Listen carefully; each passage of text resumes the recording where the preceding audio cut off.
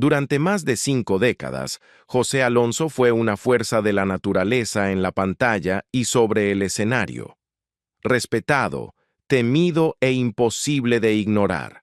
Detrás del reconocimiento por películas como Los albañiles y La tarea, existían secretos, cicatrices y batallas de las que nunca habló abiertamente.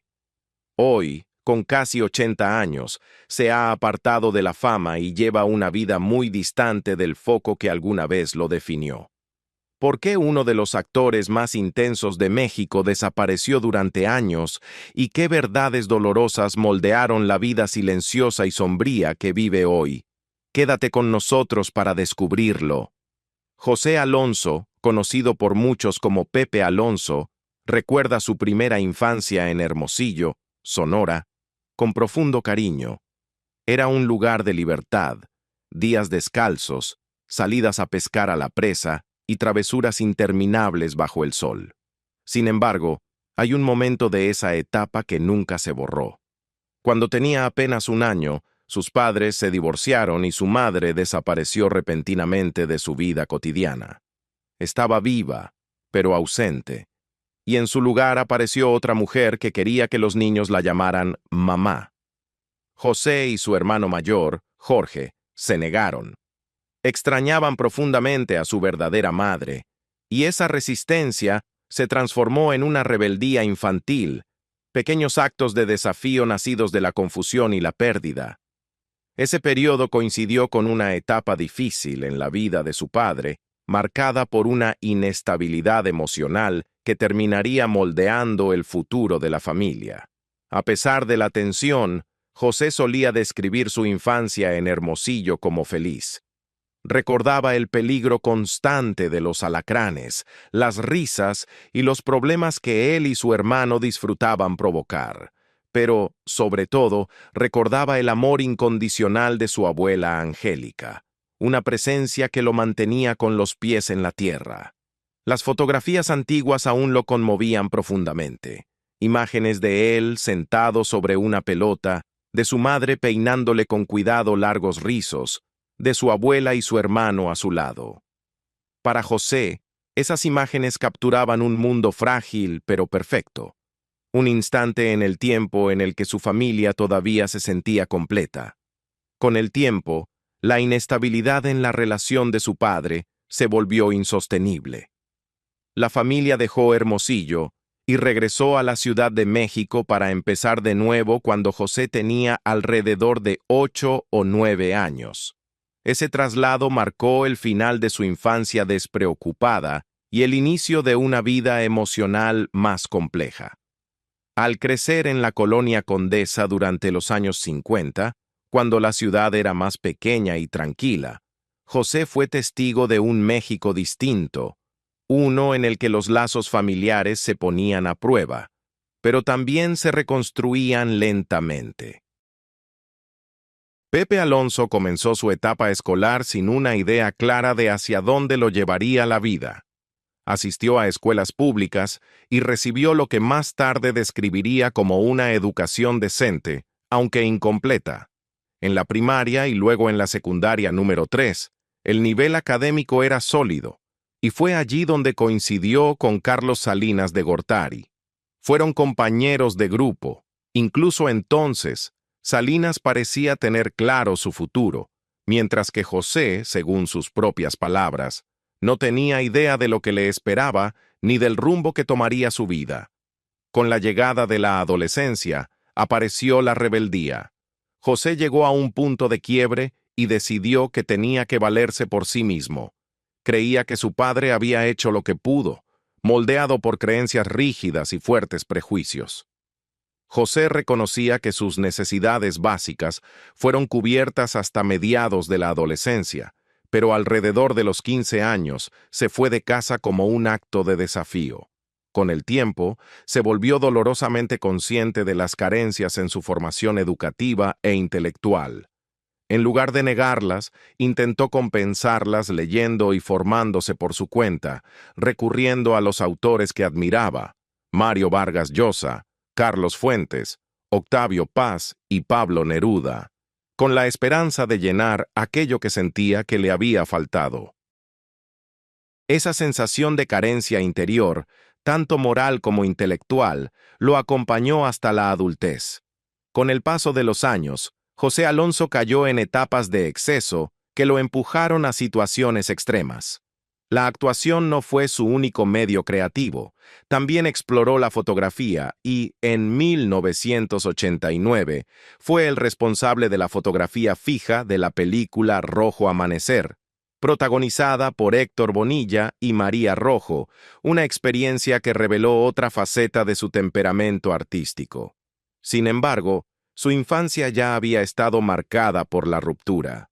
Tras la separación temporal de sus padres, José y sus hermanos vivieron bajo la autoridad de una madrastra, antes de reunirse más tarde con su padre. Ese hogar estaba regido por una disciplina estricta y moralista. José solía describir a su padre como un hombre de principios inquebrantables. Por mi padre, creo que era un hombre de valores éticos y morales muy fuertes, decía. No era católico, era protestante, pero extremadamente organizado, muy rígido. La disciplina se imponía a través del miedo.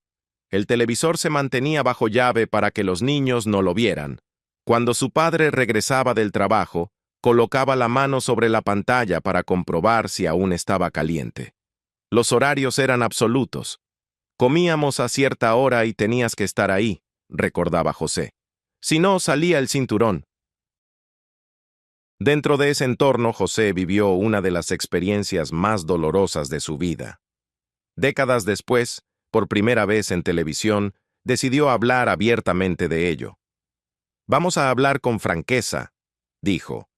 Fui violado, lo digo abiertamente. Es un trauma que, al mostrarlo, me libero. Explicó que en ese momento era profundamente ingenuo y ni siquiera entendía la sexualidad, en gran parte porque no había ningún tipo de educación sexual. Contó que solo habló de ello una vez con su madre, sin llegar a abrirse del todo. Como no hablé, ella lo lamenta mucho, dijo. Aún así, se obligó a seguir adelante. A pesar de la violación, seguía siendo un niño feliz, insistió, describiendo un instinto de supervivencia que lo acompañó durante la infancia.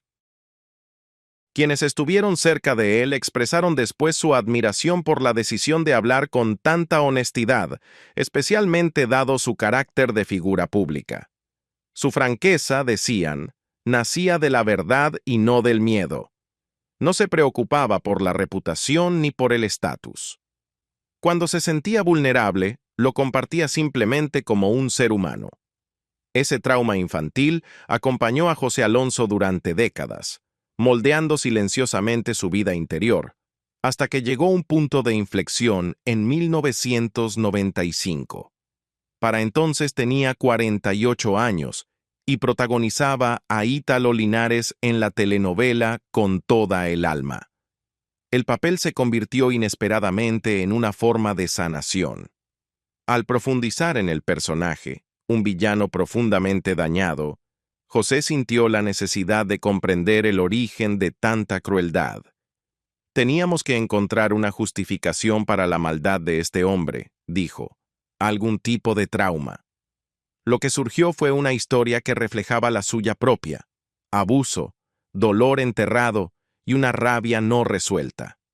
Al canalizar su experiencia personal en el personaje, José sintió que estaba haciendo algo más que actuar. Me confesé hacia afuera a través de la interpretación, explicó. El papel se construyó a partir de la experiencia vivida, y eso lo hizo verdadero en dos sentidos, artístico y personal. Fue adecuado tanto para el personaje como para liberar ese fantasma, dijo, y funcionó. Para José Alonso, no se trataba de revivir el dolor, sino de soltarlo. Es una cuestión de liberar algo que te ha estado molestando toda la vida, reflexionó. Al nombrar lo que le había sucedido, finalmente sintió paz. Me siento bien, dijo en voz baja. Esto pasó. Yo era muy pequeño. Más tarde recordó que confesó por primera vez su sueño alrededor de los 10 años, poco después de que la familia regresara de Hermosillo. Le dije a mi papá que quería ser actor, contó, recordando cómo su padre estalló en carcajadas. Años después, a los 13, José volvió a decírselo, inspirado por lo que veía en la televisión. Arturo de Córdoba y las grandes figuras de la época de oro del cine mexicano. Esta vez, la risa se desvaneció, sustituida por el escepticismo y la alarma. «Va a ser licenciado, ¿verdad?», dijo su padre, antes de reaccionar con indignación. La idea de tener un hijo actor nunca la aceptó. Gran parte de esa resistencia estaba basada en prejuicios. En el mundo de su padre, el arte se asociaba con el libertinaje, la decadencia moral y suposiciones distorsionadas sobre la sexualidad. José insistiría más tarde en que ser actor no tenía nada que ver con esos estereotipos. Sí, el ambiente artístico podía ser difícil, admitía, pero como cualquier otro. Aún así, el estigma fue lo suficientemente fuerte como para levantar un muro entre padre e hijo. A los 15 años, la situación se agravó. La madre de José, creyendo en su talento, lo ayudó a conseguir una beca a través de Jorge Landeta, productor teatral, lo que le permitió ingresar a la Escuela de Arte Dramático del Instituto Nacional de Bellas Artes. Cuando José finalmente se lo dijo a su padre, «Papá, ya estoy en la escuela de teatro», el conflicto se volvió inevitable. Su padre esperaba que siguiera sus pasos y se convirtiera en abogado, y la decisión definitiva de José rompió cualquier ilusión de compromiso. Sin embargo, ese rechazo lo empujó aún más hacia el camino que más tarde lo definiría como uno de los actores más poderosos de México. «Seguir mi vocación es algo que mi corazón me dictó desde niño», dijo José en una ocasión. A medida que avanzaba la adolescencia, su padre respondió no con comprensión, sino con una rigidez cada vez mayor. Las discusiones se volvieron frecuentes e intensas, hasta que un enfrentamiento cruzó el límite. «Casi llegamos a los golpes», recordó José. «Él me lanzó un puñetazo, yo le aventé un vaso de leche y salí por la puerta trasera del departamento. Nunca regresé». Desde ese momento, José quedó solo. Quienes estuvieron cerca de él recuerdan lo profundamente afectado que estaba. Físicamente frágil, emocionalmente desbordado y profundamente triste. Lloraba con frecuencia, aunque rara vez frente a los demás. Una persona que intentó ayudarlo lo acogió brevemente, ofreciéndole una cama en una casa de huéspedes. José se quedó solo un corto tiempo, no más de una semana, antes de seguir su camino. A dónde fue después es incierto, pero lo que quedó claro es que, a los 15 años, ya había pagado un alto precio por elegir seguir su vocación. En 2010, José Alonso vivió un momento profundamente personal al trabajar por primera vez en televisión junto a sus hijos, María Rebeca, Jorge y Alonso. Aparecieron juntos en el episodio Corazón de Niños de la serie Cada quien su santo, un instante poco común en el que su vida profesional y su papel como padre finalmente convergieron en la pantalla. Décadas antes, su adolescencia se había desarrollado en medio de una profunda agitación política, social y cultural en México. Los años 60 transformaron al país, redefiniendo la moda, la música y la actitud de una generación decidida a desafiar las normas establecidas. Como muchos adolescentes inquietos en busca de identidad e independencia, José Alonso se unió a los 13 años a una pandilla conocida como Los Amigos. No los movía una ideología, sino la necesidad cruda de pertenecer y de imponerse. En realidad no teníamos una causa justa por la cual manifestarnos, admitiría después. Lo que queríamos era liderazgo sobre las pandillas rivales. Su grupo, con base en la colonia Condesa, era apodado Los Marcos, un nombre nacido de una broma interna, pero marcado por una violencia real. Éramos violentos. No me siento orgulloso de eso. Esos tipos ya eran medio peligrosos, dijo. Quienes lo conocieron entonces lo recuerdan como distinto a los demás, menos endurecido, más vulnerable. Un antiguo compañero contó que Pepe a menudo intentaba unir al grupo en lugar de intensificar los conflictos. Yo estudié karate durante mucho tiempo y en realidad era un buen chico, dijo. Pepe no era exactamente rudo, era más inocente que nosotros. Recordó un incidente en Chapultepec, donde José fue emboscado y le robaron los patines. Cuando les contó a sus amigos lo ocurrido, intervinieron y la situación se salió rápidamente de control. Recuperaron los patines, pero el episodio reveló lo rápido que la bravata juvenil podía volverse peligrosa. Ese mismo periodo de rebeldía coincidió con un movimiento más amplio de inconformidad que terminaría desembocando en la tragedia de 1968, un momento que José describiría más tarde como una masacre terrible e imperdonable. Para él, simbolizaba a una generación de jóvenes que buscaba desesperadamente diálogo, democracia y cambio. En medio de ese caos, José Alonso encontró un refugio inesperado: la música. Todo cambió la noche en que escuchó por primera vez a The Beatles. Mi papá me dejaba llegar hasta las 11, recordó. En las fiestas ponían a Johnny Laboriel, pero de pronto escuché un sonido tan especial que me cambió la vida por completo. La música lo impactó tanto que ignoró la hora y llegó a casa a las 3 de la mañana sin temor a las consecuencias. No me importó que mi papá me regañara. The Beatles nos influyeron enormemente, y para bien. A través de sus canciones, José descubrió un universo creativo lleno de emoción, libertad y posibilidades. Absorbía cada letra, cada historia, cada imagen de una vida moldeada por el arte y no por la violencia. Había todo un mundo ahí, dijo. Un mundo muy creativo donde por fin podía encontrar algo que estaba buscando, no ese vacío que llevaba dentro. Ese descubrimiento cambió por completo el rumbo de la vida de José Alonso.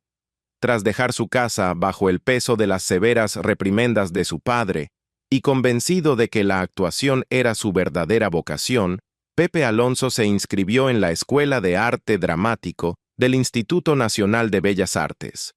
Fue allí donde su identidad artística comenzó a tomar forma de verdad. Entró en un mundo guiado por maestros que dejarían una huella duradera en él. Me encontré con el florecimiento natural del teatro mexicano, recordaría después. En la escuela coincidió con figuras monumentales del teatro y la literatura: Salvador Novo, Emilio Carballido, Luis Jimeno, Carlos Ancira, Pepe Solé, Virginia Gutiérrez y Virginia Manzano.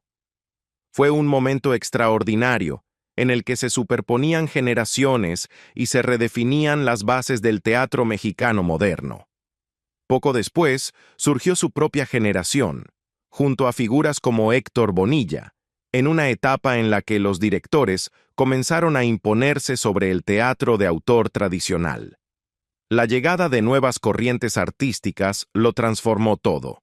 Directores como Seki Sano introdujeron ideas revolucionarias, llevando a escena obras como Un tranvía llamado Deseo y despertando un entusiasmo generalizado por el método de Stanislavski. José absorbió profundamente esas influencias. Se formó con Dagoberto Guillomán, a quien describió como un maestro maravilloso que me enseñó la escuela de la experiencia vivida. A través del trabajo inspirado en Grotowski y del contacto cercano con Carlos Ancira, aprendió a entender el teatro no solo como actuación, sino como una experiencia humana profunda. También estudió verso con Enrique Elizalde y escuchó la sabiduría de Juan José Arreola. Maestros como Clementina Otero, formada bajo la disciplina de Seki Sano, completaron una formación que José recordaba como intensa, exigente y emocionante. Fue maravilloso, dijo. Ahí fue donde las cosas realmente comenzaron a moverse, ya no solo a hacer pequeñas sombras. Esa época también rompió convenciones. Los jóvenes actores desafiaron la estructura, el lenguaje e incluso el cuerpo, introduciendo la desnudez en escena y rechazando las formas narrativas rígidas. No todo tenía que seguir un inicio, un desarrollo y un final claros. El teatro se volvía más libre, más audaz, y José estaba en el centro de ese cambio. Sin embargo, mientras su vida artística se moldeaba bajo la disciplina y la guía de grandes maestros, su vida personal se desviaba en sentido contrario. La libertad creativa se desbordó en excesos. José admitiría más tarde que estuvo lejos de ser contenido. La verdad es que sí. Había muchas mujeres, dijo con franqueza. Las giras solían terminar en fiestas, y recordaba viajar en su combi Volkswagen, con música, una pequeña cama y poca preocupación por las consecuencias. No era precisamente un santo. Algunas relaciones fueron breves, intensas, y luego desaparecieron. Al mirar atrás reconoció los riesgos que asumió. En ese entonces no usábamos condones, no sabíamos nada del SIDA ni de nada, dijo. Hasta donde sabía tenía 4 hijos, 2 hombres y 2 mujeres, aunque admitía, medio en broma y medio en serio, que podría haber otros. Si no me lo han dicho hasta ahora, añadió, ya no deberían molestarse en decírmelo. José también luchó profundamente con la intimidad y el impulso. Creo que la energía sexual que tenía mezclada con una pésima educación sexual me llevó a todos esos enredos, reflexionó. Ese caos se extendió al consumo de sustancias. Durante 3 años, se describió a sí mismo como trifásico, marihuana, coñac y cocaína. Fue una etapa de desenfreno que finalmente lo obligó a enfrentarse consigo mismo. Hubo un momento en que me pregunté, Dios mío, ¿para qué me tienes aquí? Pepe Alonso fue arrastrado a un mundo que resultaba a la vez embriagador y peligroso. Era el momento en que el rock and roll se imponía. Las reglas comenzaban a romperse y las drogas pasaban a formar parte del ambiente. Más tarde admitiría haber experimentado con sustancias poderosas, no solo por rebeldía, sino como respuesta a un dolor no resuelto y a la falta de guía. Tuve experiencias con LSD, mescalina y marihuana, dijo, recordando incluso la famosa marihuana Golden de Acapulco. Lo que empezó como curiosidad se transformó rápidamente en exceso. Sexo, fiestas y noches interminables que se confundían con los ensayos. Desde afuera estaba en la cima, atractivo, talentoso y admirado. Por dentro se estaba desmoronando. El alcohol se convirtió en su refugio. La marihuana nunca me cayó bien, confesó, recordando que mientras otros fumaban, él bebía. Habló de su amistad con Octavio Galindo, quien le enseñó a seguir adelante a pesar del daño, porque el escenario siempre era lo primero. Nunca faltábamos a una función. Pasara lo que pasara, salíamos a escena, dijo. Esa disciplina mantuvo viva su carrera, incluso cuando su vida personal se deslizaba cada vez más fuera de control. Con el tiempo, la espiral estuvo a punto de matarlo. Solo en Cocoyoc, tras un consumo intenso de cocaína y alcohol, sintió que su cuerpo colapsaba. Estaba a punto de darme un infarto, dijo. Aterrorizado, caminó por un campo de golf rezando, pidiéndole al Señor que no me llevara. Nunca culpó a nadie más. Sabía que cada trago y cada línea habían sido decisión suya. La bebida lo llevó a arrestos y humillación pública.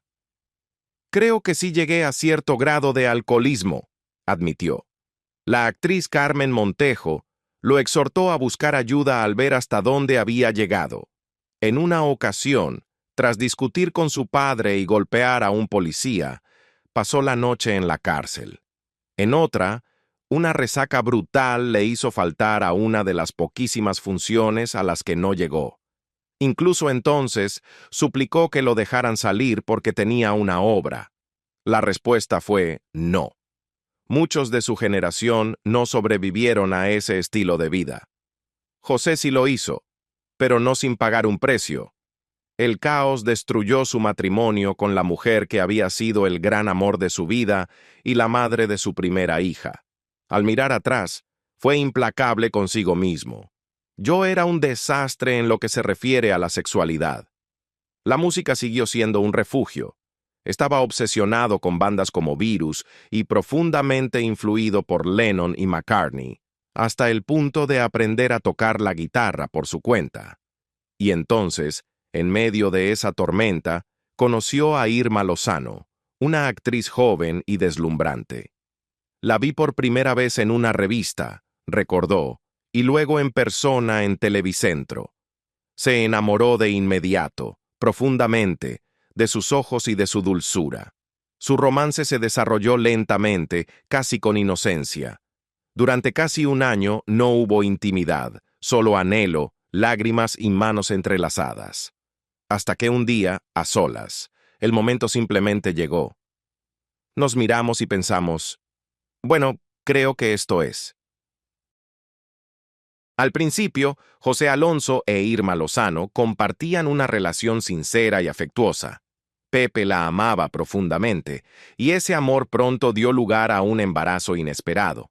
En lugar de alegría, José reaccionó con miedo. Le dije, no quiero tener hijos, admitió. Cuando Irma perdió al bebé, a causa de un aborto espontáneo, el dolor fue devastador para ambos.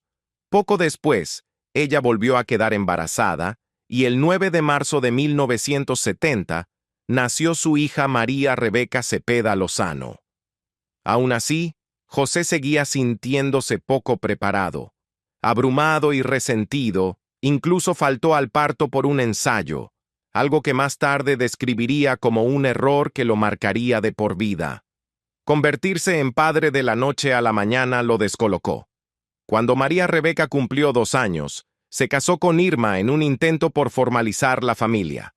Pero el matrimonio solo sacó a la luz fallas más profundas. Ahí fue cuando realmente empezaron los problemas, dijo, atribuyéndolos a su falta de educación emocional y a un machismo arraigado. A pesar de sus nuevas responsabilidades, José continuó viviendo de manera imprudente. Algunas mujeres se enamoraban de mí, pero para mí solo era un juego, confesó. Sus infidelidades y constantes exigencias sexuales tensaron el matrimonio, dejando a Irma herida y humillada. Un enfrentamiento dejó en claro hasta dónde habían llegado las cosas cuando ella le preguntó, ¿tú crees que soy una prostituta o qué?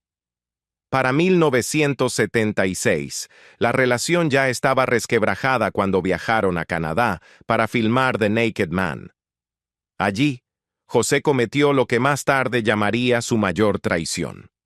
Conoció a una joven actriz canadiense, y la aventura comenzó casi de inmediato. No hacía falta hablar, recordó. Irma lo percibió enseguida. Cuando lo confrontó, él no lo negó. En respuesta, ella empezó a salir con el fotógrafo de la película.